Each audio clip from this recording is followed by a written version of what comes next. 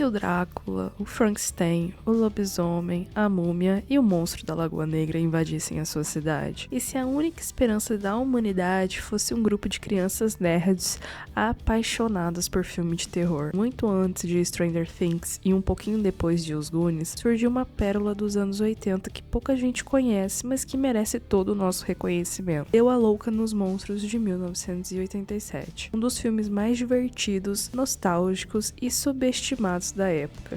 Se você curte monstros clássicos, crianças enfrentando o mal com coragem e frases icônicas dignas de camiseta, então se prepara. Vem comigo revisitar essa aventura que colocou os maiores vilões do cinema cara a cara com um bando de garotos que não estavam para brincadeira. Olá, meus papinhos, tudo bem com vocês? Aqui quem fala é a sua apresentadora Larissa, e sejam bem-vindos ao Bate-Papo Pop.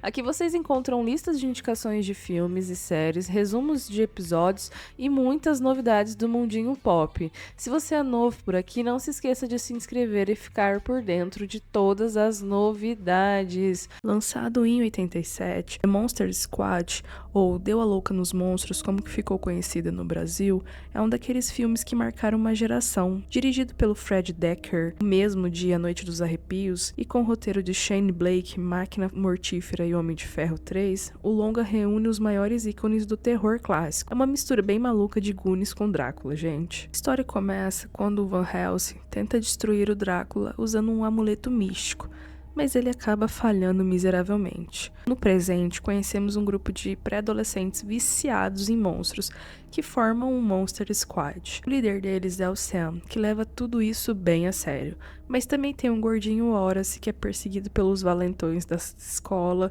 o valentão arrependido que é o Rudy, que sempre tenta ajudar ele, e o cético Patrick. E também temos o caçulinha, que é o Eugene. Nós vemos um avião transportando um carregamento de caixões, mas algo estranho acontece. Os pilotos começam a escutar barulhos vindo da carga, e é aí que vemos o nosso primeiro e querido monstro, que é o Drácula. Não tão querido aqui nesse filme, meus papinhos. Enquanto isso, Rudy tenta entrar no grupo dos monstros. Só que para isso ele precisa passar por uma prova cheia de perguntas sobre lobisomens, vampiros e outras criaturas sombrias. As coisas começam a ficar ainda mais estranhas quando Sham descobre que o diário de Van Helsing foi encontrado. Curiosamente, quem comprou o diário foi a sua mãe em uma venda de garagem e deu presente sem saber da sua importância. Junto com o diário vem a revelação. Talvez o Drácula esteja de volta. Sham quer assistir um filme de terror com seus amigos naquela noite, mas o seu pai precisa sair com a sua mãe. Só que os planos acabam mudando de última hora, e o pai do Sham é chamado para atender uma ocorrência policial. Ao mesmo tempo, vemos um homem desesperado pedindo para ser preso, pois é noite de lua cheia. Mais tarde, o pai do Sham vai até o museu investigar o desaparecimento de uma múmia. Só que na outra cena, a gente vê essa mesma múmia andando sozinha pela cidade, numa imagem super bizarra, mas muito divertida. Também descobrimos que aquele homem que estava pedindo para ser preso foi morto após atacar os policiais, só que ele retorna à vida por causa da lua cheia, se transformando em lobisomem em uma cena impressionante com efeitos incríveis. Nós vemos também que a relação do Sham com seu pai é muito bem construída, porque a gente percebe que o pai se importa muito com ele e se sente culpado por trabalhar tanto e estar sempre ausente. Logo, todos os monstros começam a se reunir no pântano, atendendo ao chamado de Drácula. E olha, gente, que cena maravilhosa, sabe? A fotografia do pântano, ela é bem sombria, ela é bem linda ao mesmo tempo. Toda vez que eu vejo, eu fico fascinada quando a silhueta dos monstros ficam de frente para essa iluminação. Eu acho simplesmente perfeita. E aqui a gente já tem a múmia, o lobisomem e o Drácula.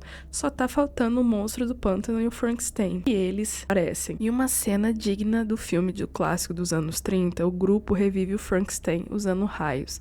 E na minha opinião é bem épico, muito primoroso. É tipo a perfeição que só o cinema pode oferecer.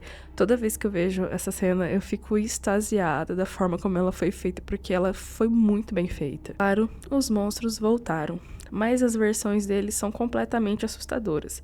Inclusive, eu pontuo aqui, o Drácula é interpretado pelo Duncan Regdor, e ele tá bem maligno, sabe? O ator entrega muito bem a sua atuação aqui, ele deixa bem sério, bem sombria. O monstro de Frankenstein, inicialmente, ele parece ser uma ameaça, só que ele acaba se tornando um coração ali do grupo, sabe?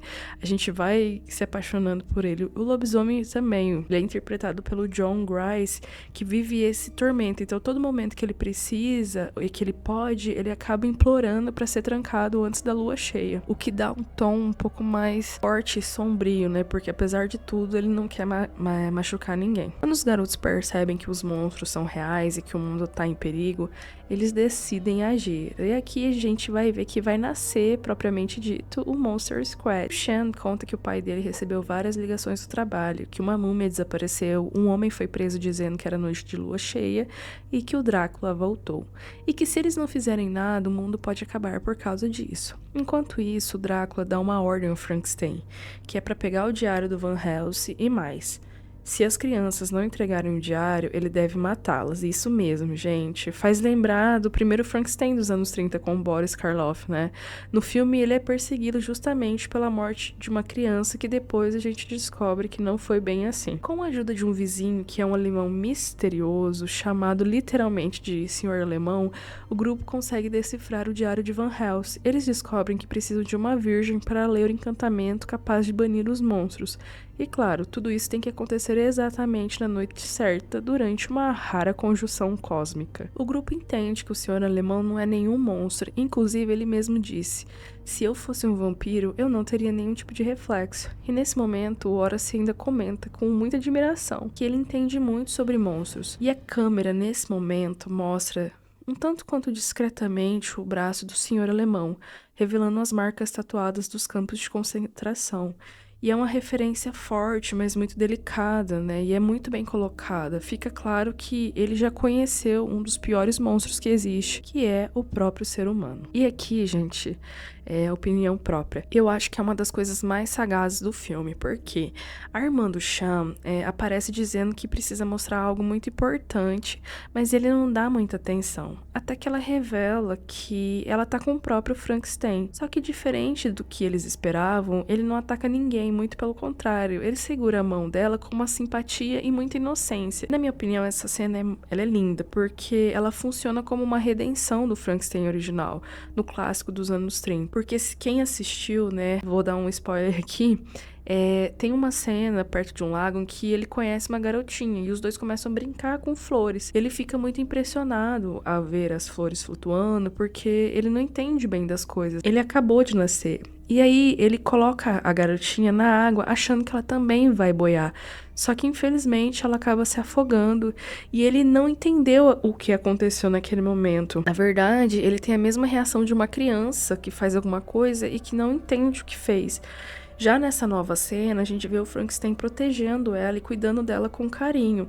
E quando vai terminando a cena, a iluminação laranja do fundo dá um ar muito poético e muito emocionante. É como se ele finalmente encontrasse o seu lugar no mundo. E é um momento muito lindo, né? Porque quando ele entra ali oficialmente pro grupo dos garotos, na minha opinião, é impossível não se emocionar. Inclusive, toda vez que eu assisto esse filme, meus papinhos eu dou uma chorada, tá?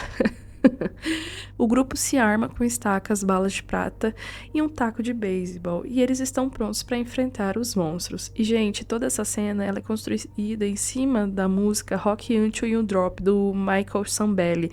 É uma sequência bem empolgante, muito divertida, e simplesmente deixa qualquer fã de terror dos anos 80 super faceiro e feliz, né? O Cham e os meninos conseguem invadir a mansão do Drácula e pegar o amuleto. Na fuga, eles acabam se encontrando com todo o esquadrão e juntos eles fogem ali para a igreja. Só que durante esse caminho eles são atacados pela múmia, numa cena super frenética, e os diálogos aqui são ótimos. O Rudy solta uma das melhores falas do filme, que é quando ele consegue tirar as ataduras da múmia e diz assim para ela: tchauzinho, cara de band-aid. Gente, eu ri de chorar aqui, é muito bom. E vamos falar a verdade, né? A dublagem brasileira fez um trabalho excelente nesse filme, é muito bom. Na reta final, a gente vê essa batalha no centro da cidade, e tudo é muito insano, porque o Drácula simplesmente começa a explodir os carros com dinamite, gente, sério, com dinamite. E uma dessas explosões acaba matando o parceiro de trabalho do pai do Cham. As noivas do Drácula conseguem atacar as crianças ali bem na frente da igreja, mas quem resolve tudo isso é o Rudd, que ele enfrenta elas, né, com muita atitude, que eu achei maravilhoso. O pai do Cham entra na briga, porque o Drácula tentou atacar ele, só que ele é surpreendido pelo lobisomem. Quando tudo parece estar perdido, o Sean consegue ajudá-lo e juntos eles explodem o lobisomem com dinamite. Só que é claro, é lua cheia e ele se junta de novo, imortal e ainda mais perigoso. Enquanto isso, eles estão tentando ler o encantamento do diário para banir os monstros, mas a primeira tentativa falha. Qual que é o motivo? A irmã do Patrick jurava que era virgem, mas ela teve um amor intenso que ela achava que não contava. Gente, nessa parte eu rachei de dar risada.